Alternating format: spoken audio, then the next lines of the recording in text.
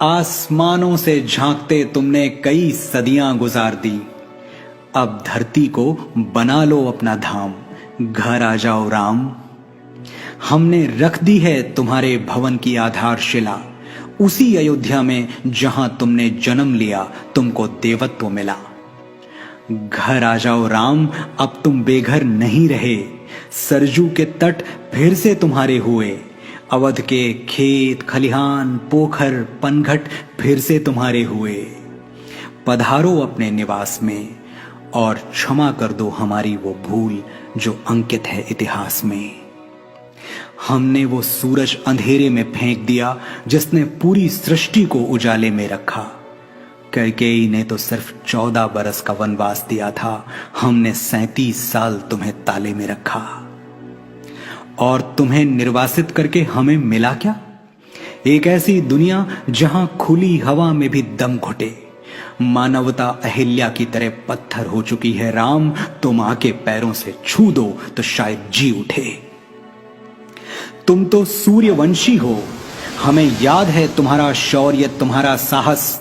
न्याय के हाथ में धनुष था एक और काटने के लिए अन्याय के सर थे 10।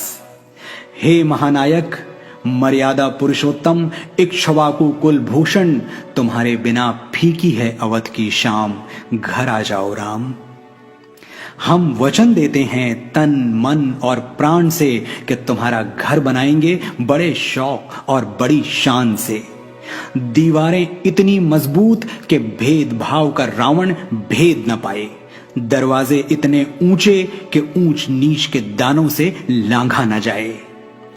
तुम्हारा शयन कक्ष वहां होगा जहां किसी बेबस की सिसकियां नींद में भी सुनाई दें, और तुम्हारी छत इतनी खुली होगी कि तीज का चंद्रमा और ईद का चांद दोनों दिखाई दें।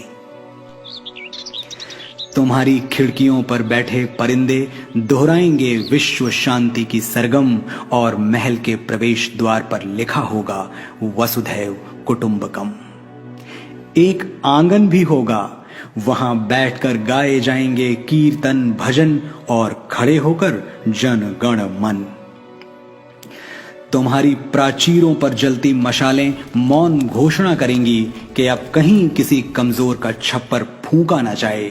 सीता की रसोई भरी होगी अनाज और अनुराग से, ताकि राम की चौखट से कोई भूखा ना जाए।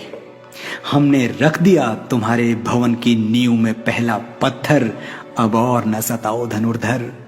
अनगिनत केवटों शबरियों सीताओं को प्रतीक्षा है तुम्हारी, घर आ जाओ मेरे राम, मेरे मंगल भवन अमंगल हारी।